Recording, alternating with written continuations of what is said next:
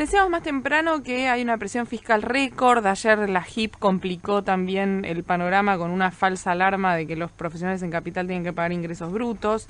También hay un informe sobre la cantidad de impuestos que pagamos en alimentos.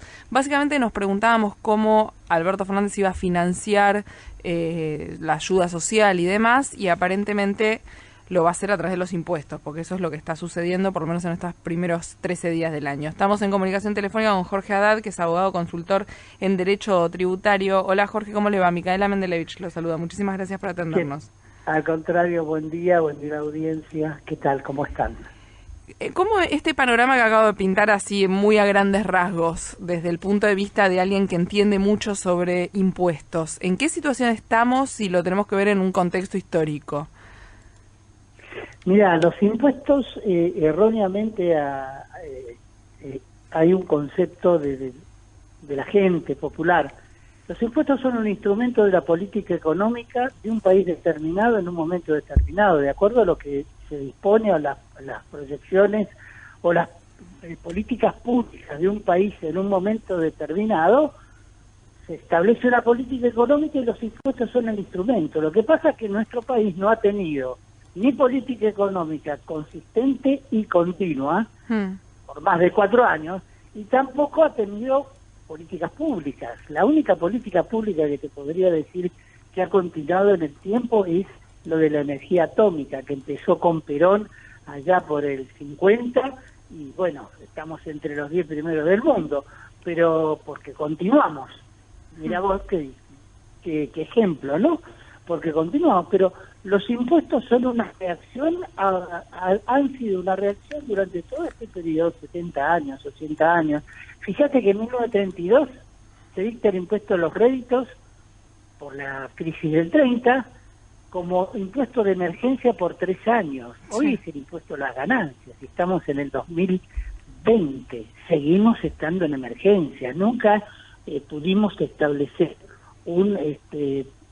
una política económica y tampoco pudimos determinar claramente qué país queremos. Entonces, los impuestos van y vienen, es la forma más práctica de obtener fondos, porque la otra forma de equilibrar el presupuesto del Estado es no gastar, y eso no le gusta a nadie.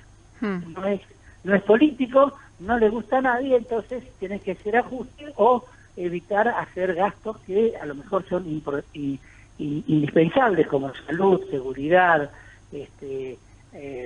acudir a aquellos que menos tienen, lo que es todo el ámbito de bienestar social, como sea, con el sistema que quieras elegir. Pero eso no lo puedes dejar de hacer. Entonces hay gastos que son rígidos, que no son flexibles, que no los podemos. Otros sí son flexibles y otros lo pueden eliminar directamente. Fíjate que, y te doy un ejemplo porque lo escribí hace mucho tiempo y nunca nadie se avivó de este tema. La Constitución del 94 toma un instituto que es utilizado mucho en Europa, que es la comunidad de municipalidades. Por ejemplo, Chipoleti y Río Neuquén están enfrente de un río, y los dos hacen inversiones exactamente iguales en salud, en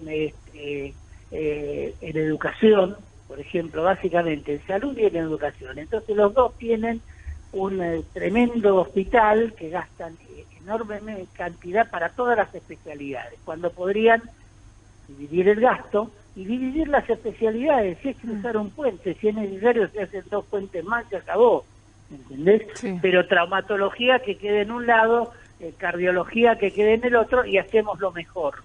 No competimos, hacemos lo mejor. Y lo mismo en magisterio, comercio, nacional. Sí, claramente el Estado no optimiza los recursos, entonces no solamente recauda con los que trabajan, sino que además no optimiza los recursos. Y ojo que yo te estoy hablando no de recursos, sino del gasto, porque el gasto lo hacen. Sí. Lo hacen, ¿me entendés? Es cuestión de coordinar, ponerse de acuerdo, un tema político y hacerlo. En este momento estamos entre los países que más presión tributaria tienen, y eso quiere decir que vamos a trabajar más o menos 7 meses y medio, casi 8, para el Estado. O sea, desde que empezamos ahora en enero hasta fin de julio, mes 7, estamos trabajando para pagar impuestos. Es muy fuerte porque si uno piensa en 7 sueldos, en lo que cuesta ganar 7 sueldos, dárselos entero al Estado, hay una frase de Jerry Seinfeld, del comediante, que dice la IRS, que es lo que recauda impuestos en Estados Unidos, para nosotros podría ser la FIP, es como la mafia porque viene y toma lo que quiere sin siquiera preguntarte. A veces te da la sensación, porque además la FIP y la HIP y qué sé yo, suelen cobrar los impuestos y después preguntar si era justo o no, y de hecho uno se pregunta, ¿hay impuestos? Sí, y ni siquiera. ¿Hay impuestos más o menos justos? O sea, según tu mirada de experto, ¿hay algún impuesto que digas, este es verdaderamente, es el impuesto más injusto que hay en la Argentina? El impuesto para mí más injusto que hay en la Argentina son dos. El impuesto a la transmisión gratuita de bienes, que está en la provincia de Buenos Aires, por suerte, nada más. Antes estaba en todo el país, y porque caía en el peor momento de la familia, tenías que liquidarlo, era un lío, porque si tenías un bien en otra provincia tenés que hacer con otro abogado en otra provincia, era una complicación. Seguía al principio, si lo podemos hacer complejo, no lo hagamos simple, era el ejemplo perfecto, ¿no? Y el otro impuesto que es retorcido, retrógrado y regresivo es el impuesto sobre los ingresos brutos, que es una gran fuente de ingresos de las provincias, que 1000 veces dijeron no lo tenemos que pagar, y es en cada escala de la comercialización. Vos tenés en la comercialización el fabricante, el mayorista, el minorista. Bueno, en vez de que en el IVA se paga por lo que se agrega en cada etapa, la parte que se agrega en cada etapa, no sobre el total, el ingreso bruto se paga por el total. O sea, vos tenés un 4% de salida de fábrica, un 4% del mayorista, y que no son 8, es casi 9 y algo, ya sobre el producto, y un 4% de lo que va al minorista. Y ya estás hablando de un 12%, es un disparate, 12, 13%, porque es acumulativo. Es sobre el precio que vos le ponés. Son los peores impuestos, pero son... Uno, por suerte, no se tentaron esta vez de aplicarlo y se dieron cuenta que no era el momento. Esto pasó en la ciudad. Lo que pasa es en la ciudad de Buenos Aires, que la HIP mandó estas cartas a los profesionales diciendo que a partir de ahora iban a tener que pagarlos y luego tuvieron que desmentirlo. No podrían cobrarlos sin pasar por la legislatura, ¿verdad? No, eso tiene que estar en el Código Fiscal y la tasa tiene que estar en la ley impositiva. Esa es la norma en todas las provincias, salvo la Nación, que se maneja de otra forma. Tiene que, históricamente, desde el 83, y yo fui parte, en el 83 hubo un pedido de colaboración de todo lo que era profesionales. Y nos reunimos en la legislatura, que era Consejo Deliberante en ese momento, y se decidió que el profesional liberal de la ciudad de Buenos Aires no paga ingresos brutos. El profesional en forma de empresa paga ingresos brutos.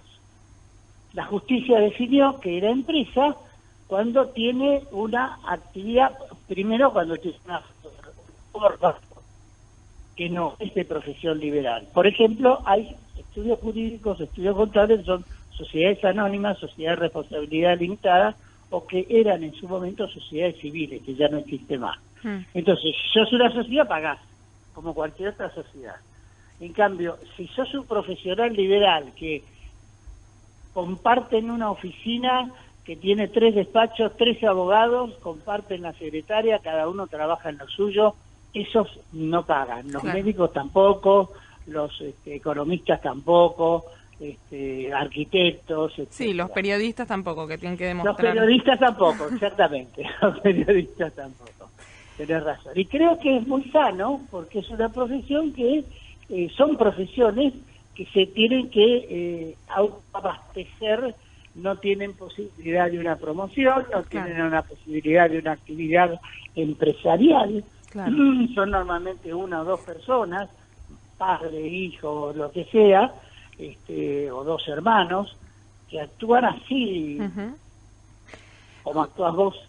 Jorge, en este momento el 41% del precio de los alimentos y las bebidas son solo impuestos, y esto obviamente uno lo siente mucho en el supermercado, sobre todo después de que se volvió a imponer el IVA. Sí, se eliminó el congelamiento. Con lo cual uno se pregunta ahí también un tema de justicia, o sea, porque si estamos hablando de la cantidad de pobres que hay en Argentina o de gente que está debajo de la línea de pobreza, esas personas también están pagando 41% de impuestos cada vez que compran un pan o un sachet de leche, ¿no? Lo cual es un disparate. ¿Existe la posibilidad? Supino disparate. Sí. En todos lados, en todas partes del mundo, todo lo que es canasta familiar, llamémosle así, para identificar a todos los productos, tienen o una tasa muy baja o no tienen impuestos, al valor agregado estoy hablando, ¿no? Fíjate que cuando se inició el impuesto al valor agregado acá en Argentina, ese tipo de productos tenía el 5%, cuando la tasa era el 13%. Estamos hablando de muchos años atrás, pero la historia hay que tenerla presente. No estamos inventando nada nuevo acá. Dada la situación actual, no es un problema de administración tributaria que lo tienen que solucionar de alguna forma, el no cobrar el IVA a todo lo que es productos básicos de la canasta familiar. Si estamos hablando del hambre en Argentina, lo primero que tenemos que sacar son los impuestos. El primero que tiene que hacer el Estado, solo dando subsidios, sino quitando impuestos. Claro. Uno de los problemas que hay, por ejemplo, con el impuesto país del 30%, y que se ha planteado, y que se va a plantear, se va a judicializar, porque no hay procedimiento establecido en la ley dice que se va a diseñar un procedimiento para cuando se paga en exceso. Mientras no se diseñe, yo me busco la justicia, es problema de demora de la AFIP, porque cuando vos compras un pasaje, el 25% del monto del pasaje son impuestos. Sí, ahora son el 25 más el 30. Claro, ahora te cobran el 30 sobre el total. Y un momentito, porque el hecho imponible, o sea, lo que genera el impuesto nuevo país, es acudir al mercado único de cambios. Y acudís al mercado único de cambios para pagar el pasaje. No, o sea, estás pagando estás pagando impuestos sobre el impuesto. Eso es válido, la jurisprudencia de la Corte admitió. Lo que estás pagando es impuesto sobre algo que no corresponde, porque no está dentro del hecho imponible, o el hecho generador, o la causa de el impuesto al país, que es acudir al mercado único de cambio. En realidad el impuesto al país es una devaluación y un tipo de cambio diferencial. Tenemos que tomarlo así, que lo disfrazaron, lo pintaron de impuesto. Exactamente. Ahora, vos recién decías que una opción para el Estado es no gastar, que evidentemente es lo que intentó hacer Macri con el ajuste fiscal y quedó un poco trunco, y otra opción es cobrar más impuestos, que evidentemente es lo que está haciendo Alberto Fernández, bueno, Kicillof también con el impuestazo que fue aprobado en la provincia de Buenos Aires. ¿Cómo ves los próximos, porque estos pasaron 13 días de enero, o sea, y muy poquito del gobierno de Alberto Fernández? ¿Cómo ves que siga esto hacia el futuro? Dependerá de la negociación que se haga con los deudores, con los acreedores, perdón, con la deuda externa. Eso marcará el rumbo de los próximos 2 o 3 años, porque si yo no tengo que pagar intereses por 3 años, yo tengo un manejo de dinero disponible para otra cosa. Entonces puedo hacer una serie de cambios, por ejemplo, bajar el gasto público, incentivar las exportaciones, cosa que en la ley ómnibus esta no se incentivan las exportaciones, o no hay medidas para incentivar, y lo que necesitamos son dólares para nosotros y para pagar la deuda. Entonces, si vos no incentivás bueno, una de las cosas que podés hacer es eso, reactivar las economías regionales, activar la producción para que después haya consumo. No activar, para mí, en mi criterio, primero el consumo para que después haya producción. A mí, como hicieron los uruguayos en su momento, necesitaban pagar, y dijeron, señores, los mejores cortes los vamos a exportar, por 4 o 5 años no vamos a comer, van a ser muy caros los mejores cortes, hagamos el esfuerzo y no lo comamos otros cortes de carne. Y los uruguayos son tan carnívoros como nosotros. Sí. Y dijeron, sí señor, ¿por qué? Porque los exportamos. Y nos ganaron más de la mitad del mercado que teníamos nosotros. Y exportan y tienen divisas. Bueno, como ejemplo como ese es lo que tenemos que hacer nosotros, pero fomentando, por ejemplo, la exportación de fruta, la exportación de productos de las provincias, para que haya trabajo en las provincias. Y para que el dinero salga de otro lado y no del bolsillo de los mismos siempre, ¿no? Porque hay un punto en el que...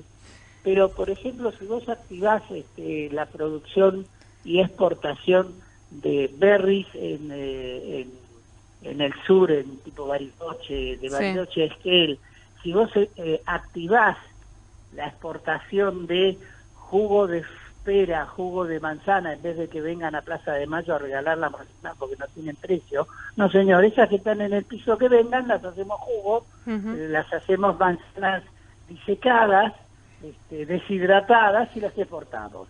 Eso es algo que se puede hacer sin ningún problema con parte del Estado y los productores. A ninguno se le cae una idea para hacer esto. Y exportarlo nada más no es tan difícil, no soy un genio. Es algo obvio. Y eso lo tenés en economías regionales en todo el país. Porque gracias a Dios tenemos un país muy diversificado en producción y tenés un montón de cosas que podés hacer exactamente en la misma matriz. Exclusivamente exportación. Sí, lo que pasa es que ahí sin conocimiento, solamente desde el sentido común, te puedo responder que eso seguramente demora más que aumentar un impuesto, que el Estado tiene caja inmediatamente, ¿no? Lógico, pero es más perdurable. Por supuesto, no estoy diciendo que sea... claramente tu idea es mejor para el país y para construir un país a largo plazo, pero lo que digo es que evidentemente... cuando necesitas actuar de bombero, acudís a los impuestos. Eso es cierto. Muchísimas gracias, Jorge, por la comunicación. Al contrario, un gusto. Gracias. Jorge Haddad, abogado consultor en Derecho Tributario.